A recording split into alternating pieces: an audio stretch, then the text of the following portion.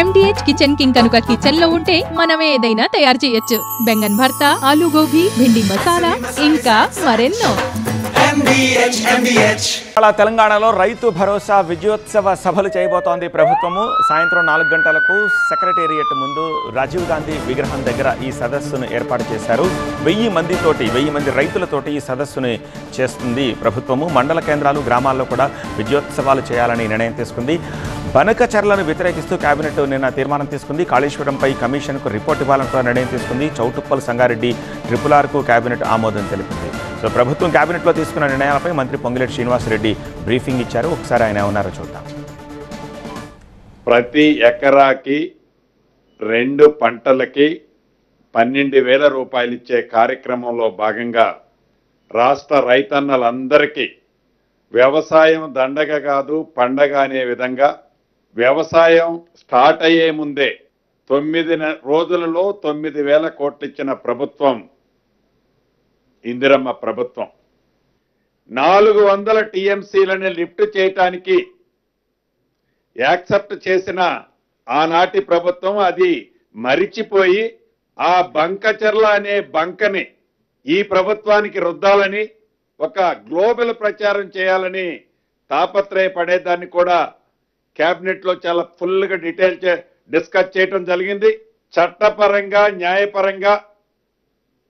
అదే రకంగా బంకచర్ల విషయంలో గోదావరి నీటికి సంబంధించిన దాంట్లో తెలంగాణ రాష్ట్రానికి రావాల్సిన గోదావరి నీటి వాటాలో ఒక్క చుక్కని కూడా ఫోర్గో కావద్దని ఎంత దూరమైన ప్రయాణం చేసి ఎంత పోరాటమైన శక్తినంతా కూడగట్టుకొని ఈ ప్రభుత్వం తెలంగాణ వాటాని తెలంగాణకి తెచ్చే దాంట్లో కృత నిశ్చయంతో పట్టుదలగా పనిచేయాలని కూడా తీర్మానం చేయడం జరిగింది.